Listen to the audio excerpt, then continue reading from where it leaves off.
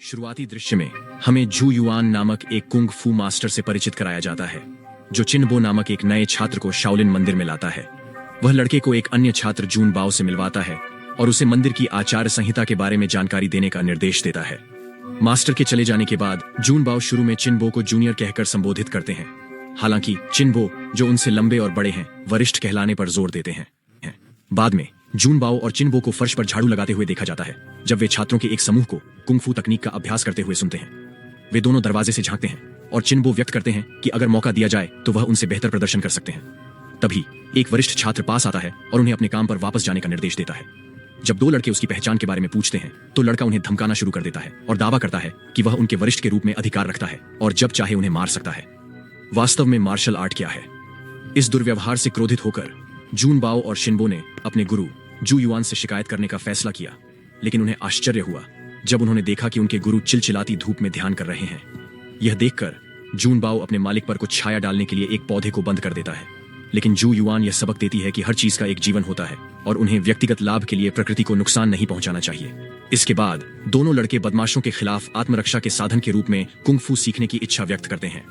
उनका मालिक सहमत है, लेकिन उनसे कहता है कि इसका उपयोग केवल दूसरों की मदद करने के लिए करें और उसे अभी के लिए अकेला छोड़ दें, ताकि वह अपने लिंक पर 3rd डिग्री बर्न प्राप्त कर सके। बाद में शरारती जोड़ी उसी बदमाश का पता लगा लेती है, उसे कपड़े में लपेट देती है और बदला लेने के लिए उसकी पिटाई करती है। हालांकि वरिष्ठ छात्र उन्हें पहचानने में सक्षम होते हैं, जिसके कारण उन्हें प्रधानाध्यापक द्वारा दंड दिया जाता है। दोनों को पूरे दिन बिना कुछ खाए धूप में घुटनों के बल बिठाया जाता है। दांग खूब जलता है। थोड़ी देर बाद जू युआन उनके पास आता है और उनके कृत्य के लिए उन्हें डांटता है। वह प्रधानाध्यापक के सामने उन्हें दंडित करने का नाटक करता है, लेकिन विवेकपूर्वक उन्हें कुछ भोजन प्रदान करता है। इसके बाद दोनों लड़कों को लुहान हॉल की सफाई का काम सौंपा गया। अपने काम के बीच वे झाड़ू का उपयोग करके कुंग फू का अभ्यास भी करते हैं। जैसे जैसे साल बीतते हैं, दोनों लड़के एक साथ मिलकर सबसे अच्छे दोस्त बन जाते हैं। वे दोनों अपनी कुंग फू चाल में महारत हासिल करने के लिए बहुत दृढ़ हैं। उनके प्रशिक्षण में अपने सिर से पत्थर के ढेर को तोड़ना, शीर्षासन में महारत हासिल करना और आयरन पाम तकनीक का अभ्यास करना आदि शामिल है। फिर एक दिन उन्हें खबर मिलती है कि उनकी आगामी पदोन्नति परीक्षा जल्द ही आयोजित की जाएगी। इसके बाद दृश्य तेजी से परीक्षा के दिन की ओर बढ़ता है, जहां प्रधानाध्यापक घोषणा करते हैं कि केवल शीर्ष 4 छात्र ही डामोर हॉल में आगे बढ़ेंगे, बेहतर मार्शल आर्ट तकनीकों के आगे के अध्ययन के लिए। पहले दौर में चिनबो और एक अन्य छात्र के बीच द्वंद्व होता है।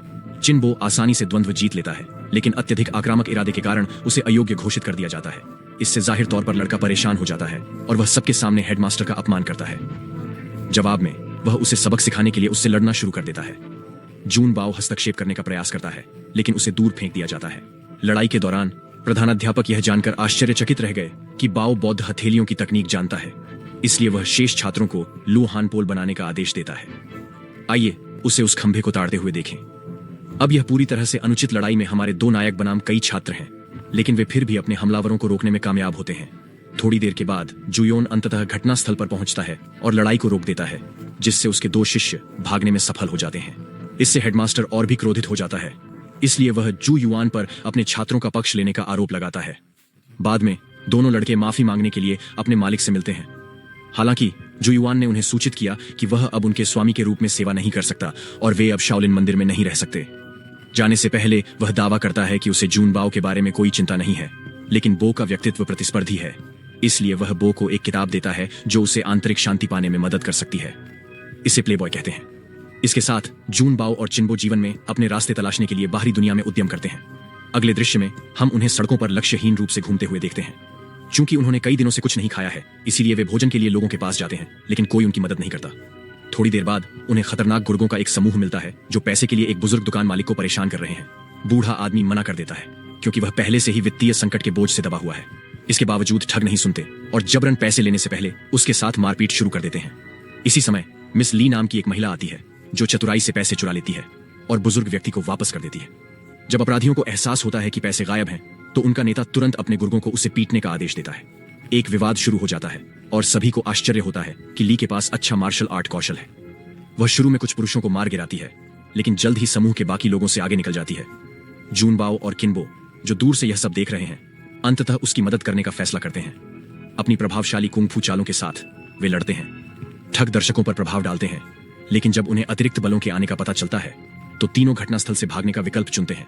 वे जल्दी से खुद को नकली विग और बदले हुए कपड़ों से छिपा लेते हैं, जिससे वे बच जाते हैं।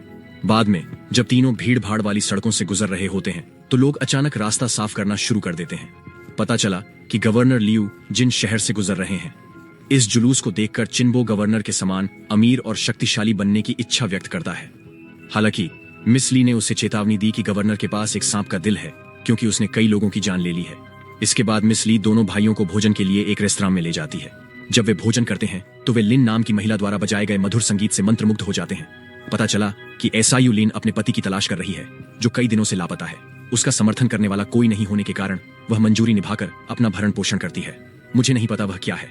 इस बीच यह स्पष्ट है कि बो के मन में मिस ली के लिए भावनाएं विकसित हो रही हैं, क्योंकि वह उसकी ओर देखने के अलावा कुछ नहीं कर सकता। मुझे लगता है कि बो हाफ छप के साथ भावनाओं को भ्रमित कर रहा है। कुछ ही समय बाद लियू जिन की बहन अपने नए प्रेमी के साथ रेस्तरां में प्रवेश करती है, जो वास्तव में उसे सियू लिन का लापता पति बताता है।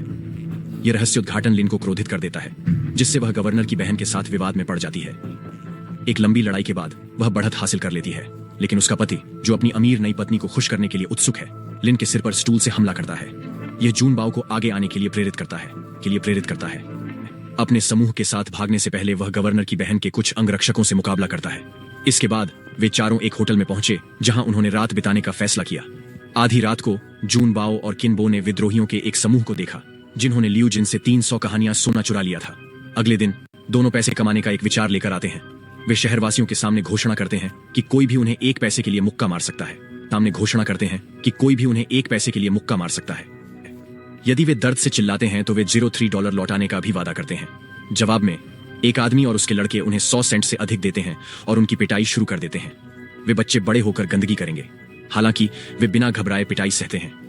थोड़ी देर बाद गवर्नर का दूसरा कमांड इन दोनों के पास आता है और कर के रूप में उनकी कमाई का एक हिस्सा मांगता है। जून बाओ शुरू में विरोध करते हैं, लेकिन जब कमांडर उन्हें धमकी देता है तो चिनबो अनिच्छा से पैसे सौंप देते हैं। फिर वह कमांडर को प्रभावित करने के लिए खुद को मूर्ख बनाता है। आश्चर्यजनक रूप से योजना काम करती है और कमांडर उसे रॉयल यूनिट में शामिल होने के लिए कहता है, जहां लियू जिन नए सदस्यों की भर्ती कर रहा है।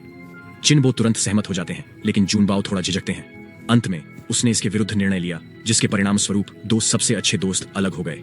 आने वाले दिनों में जून बाओ मिस ली, शीलीन और कुछ अन्य विद्रोहियों के साथ रेस्तरां में रहना शुरू कर देते हैं। कुछ दिनों बाद लियू जिन के गुंडे अवैध कर इकट्ठा करने के लिए रेस्तरां में आते हैं, जो कि गवर्नर के लालची स्वभाव के कारण बढ़ गया लगता है। हालांकि उनमें से एक व्यक्ति लियू जिन को सचेत करने के लिए भागने में सफल हो जाता है। जून बाओ घोड़े पर उसका पीछा करने का प्रयास करता है, लेकिन सवारी में उसकी अनुभवहीनता के कारण उसे संघर्ष करना पड़ता है। तभी किनबो, जो अब शाही सेना में एक सैनिक है, घटनास्थल पर पहुंचता है और भाग रहे व्यक्ति को मार डालता है। फिर दोनों दोस्त फिर से मिलते हैं और अपनी अलग अलग जीवन शैली के बारे में कहानियों का आदान प्रदान करते हैं। प्रस्थान करने से पहले चिनबो ने जून बाओ को विद्रोहियों से दूर रहने की चेतावनी दी, क्योंकि वे उसे परेशानी में डाल सकते थे। इसके बाद दृश्य रॉयल बैरक में आयोजित होने वाली एक प्रतियोगिता में बदल जाता है। यह पता चला है कि सबसे असाधारण मार्शल कौशल प्रदर्शित करने वाले को जनरल के रूप में चुना जाएगा। प्रतियोगिता शुरू होती है और एक प्रतिभाशाली व्यक्ति लगातार अपने सामने रखे गए सभी सैनिकों को हरा देता है। फिर वह किसी को भी द्वंद्व युद्ध के लिए चुनौती देता है। चिनबो इस अवसर का लाभ उठाता है और लड़ाई के लिए आगे आता है। सभी को आश्चर्यचकित करते हुए वह अपने प्रतिद्वंद्वी को आसानी से हरा देता है और अन्य चुनौती देने वालों को परास्त करना जारी रखता है। अंततः प्रतियोगिता समाप्त हो गई, लेकिन यह खुलासा हुआ कि बो ने अग्रणी रहते हुए अपनी रैंक को पार कर लिया है एक सैनिक के रूप में उनकी अयोग्यता के लिए। अगले दिन जिनबो कुछ चौंकाने वाली खबर के साथ रेस्तरां में आता है। वह जून बाओ और विद्रोहियों को सूचित करता है कि लियू जिन ने हत्याओं का पता लगा लिया है और उन्हें पकड़ने के लिए सेना भेज दी है। इससे समूह चिंतित हो गया, जिससे उन्हें अपना सामान पैक करने और तुरंत रेस्तरां खाली करने के लिए प्रेरित किया गया।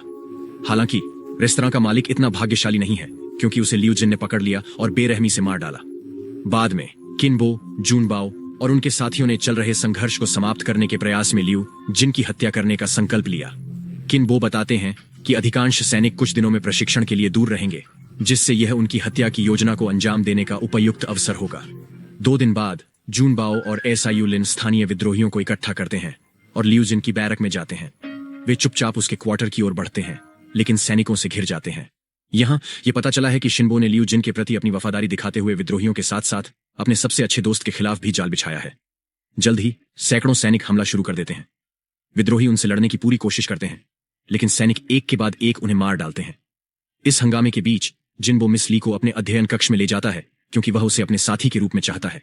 इस बीच एक लंबी और क्रूर लड़ाई के बाद जून बाओ किसी तरह अन्य 3 विद्रोहियों के साथ बैरक से भागने में सफल हो जाता है। इसके बाद चिनबो की वफादारी लियू जिन को प्रभावित करती है, इसलिए वह उसे कढ़ाई वाली वर्दी गार्ड लेफ्टिनेंट के पद पर पदोन्नत करता है। हाँ, मैंने वह चीज मौके पर ही बना दी। आप इसे कैसे पसंद करते हैं? फिर वह चिनबो को आदेश देता है कि वह जून बाओ को उनके लिए काम करने के लिए मनाए या फिर मना करने पर उसे खत्म कर दे। उस दिन बाद में चिनबो मिस ली के पास जाता है और उसके साथ जबरदस्ती करने लगता है। तभी लियू जिन दृश्य में प्रवेश करती है और जोर देकर कहती है कि एक सैनिक को एक महिला की खातिर अपने करियर को खतरे में नहीं डालना चाहिए। इसके अलावा एक सैनिक को तुच्छ गद्दा टोपी वाला नहीं होना चाहिए। परिणाम स्वरूप चिनबो गवर्नर के प्रति अपनी भक्ति साबित करने के लिए मिस ली को मार देता है। हालांकि शब्द अभी भी एक अशट है। बाद में हमें पता चला कि ए सायुलिन को भी बैरक में बंदी बना लिया गया है। कुछ ही घंटों की बात है कि दुष्ट लोग उसे भी मार डालेंगे। थोड़ी देर बाद जून बाओ उसे बचाने के लिए बैरक में आता है। लियू जिन के आदेश के अनुसार चिनबो अपने दोस्त को रॉयल बैरक में शामिल होने और उसके जैसा अमीर बनने के लिए मनाने की कोशिश करता है। हालांकि जून बाओ ने दृढ़ता से इनकार कर दिया और बो पर अपनी गहरी निराशा व्यक्त की, जिसने पैसे की खातिर अपने सबसे करीबी दोस्त को धोखा दिया। इसके परिणाम स्वरूप दो पूर्व सबसे अच्छे दोस्तों के बीच आमने सामने की लड़ाई हो जाती है। पहले कुछ मिनटों तक वे एक दूसरे को नुकसान पहुंचाने में असमर्थ हैं, क्योंकि वे दोनों समान रूप से कुशल हैं। लेकिन जून बाओ जल्द ही बढ़त हासिल कर लेता है और एसायुलिन को कैद से छुड़ाने में कामयाब हो जाता है। दोनों किसी तरह भागने में सफल हो जाते हैं, लेकिन जून बाओ इस प्रक्रिया में घायल हो जाते हैं। कुछ देर तक दौड़ने के बाद ज्यूलिन जून बाओ को अपने सुरक्षित घर में लाता है और उसे चिकित्सा देखभाल प्रदान करता है। बाद वाले की चोट इतनी गंभीर लगती है कि उसमें मानसिक अस्थिरता के लक्षण दिखाई देने लगते हैं। इसके बावजूद एसायुलिन उसके अंततः ठीक होने की आशा में उसकी देखभाल में अपना दिन रात समर्पित कर देती है। अगले दृश्य में चिनबो अपने सभी सैनिकों को कठोर कुंग फू प्रशिक्षण का अभ्यास कराता है। उन्होंने चेतावनी दी कि जो लोग अनुपालन नहीं करेंगे उन्हें तुरंत हटा दिया जाएगा। इसके अलावा वह लियू जिन को पकड़े गए विद्रोहियों और एकत्र किए गए भारी मात्रा में कर राजस्व पर एक रिपोर्ट भी प्रदान करता है। एक दिन जून बाओ को अचानक मास्टर जुयुआन की शिक्षाओं की याद आती है, इसलिए वह आंतरिक शांति के बारे में किताब पढ़ना शुरू कर देता है। एक केंद्रापसारक। समय के साथ उनके स्वास्थ्य में सुधार होता जाता है। किताब के पन्नों में वह घूमती हुई गेंद की अवधारणा के बारे में सीखता है। हाँ, वह सीखता है वह स्थिर रहते हुए प्रभाव पड़ने पर अन्य वस्तुओं को विक्षेपित कर सकता है। वह इस विचार को भी समझते हैं कि शांति में भी अंतर्निहित गतिविधियां होती हैं। ये अंतर्दृष्टि उन्हें मार्शल आर्ट की एक नई शैली बनाने के लिए प्रेरित करती है, जो शक्ति, गति और ताकत को संतुलित करने के लिए नरम आंदोलनों का उपयोग करती है। इस बीच शिनबो ग्रामीणों से जून बाओ के ठिकाने के बारे में पूछताछ करता है और जानकारी देने से इनकार करने वाले सभी लोगों को मारने का संकल्प लेता है। यह जानने पर जून बाओ और लिन ने लियू जिन का सामना करने और उसके अत्याचारी शासन को स्थायी रूप से समाप्त करने का साहसिक निर्णय लिया। फिर हमने लियू जिन को उनकी बहन के साथ कई सैनिकों के साथ सड़कों पर चलते हुए देखा। अचानक जून बाओ और एसायुलिन काफिले को रोकते हुए कहीं से प्रकट होते हैं। इसके बाद सियुलिन सम्राट के साथ एक गहन लड़ाई में शामिल हो जाता है, जबकि जून बाओ लियू जिन की बहन और उसके अंगरक्षकों का सामना करता है। लड़ाई घातक है और दोनों पक्ष असाधारण मार्शल कौशल का प्रदर्शन करते हैं, लेकिन अंत में अच्छे लोग विजयी होते हैं। इसके बाद जून बाओ और सियुलिन ने गवर्नर को बंधक बना लिया। फिर वे बो का सामना करने के लिए सेना शिविर की ओर बढ़ते हैं। यह देखकर सैनिक हस्तक्षेप करने का प्रयास करते हैं, लेकिन हमारे नायक अपनी तलवारें लियू जिन की गर्दन पर रख देते हैं, जिससे उन्हें पीछे हटने के लिए मजबूर होना पड़ता है। इसके तुरंत बाद किनब्रो उनके पास आता है और कुछ फालतू बातें करता है। फिर वह यह सोचकर जून बाओ से झगड़ने लगता है कि वह अब भी श्रेष्ठ योद्धा है। हालांकि जून बाओ अब लड़ रहे हैं एक अनदेखी शैली का उपयोग करते हुए, जिसे वह ताई ची कहते हैं। वह सभी हमलों को आसानी से रोकने में सक्षम है। जैसे ही चिनबो हार के करीब पहुंचता है, वह अपने सैनिकों को जून बाओ पर हमला करने का आदेश देता है। हालांकि लियू जिन, जिन पर अभी भी शीलिन का कब्जा है, ने उन्हें हस्तक्षेप करने से मना किया। इससे वो इतना क्रोधित हो जाता है कि वह आसपास के सैनिकों पर पूर्ण नियंत्रण पाने के लिए गवर्नर को मार डालता है। लेकिन उन्हें यह सदमा लगा कि उन्होंने अब भी उनकी बात मानने से इनकार कर दिया, क्योंकि उन्होंने उनके नेता को धोखा दिया था। इसके बाद सैनिक चिनबो की किस्मत जून बाओ के हाथों में छोड़कर खड़े हो गए। अब कहीं जाने के लिए नहीं, चिनबो दया की गुहार लगाता है, लेकिन जून बाओ अंततः उसे खत्म कर देता है, जिससे यह सब खत्म हो जाता है।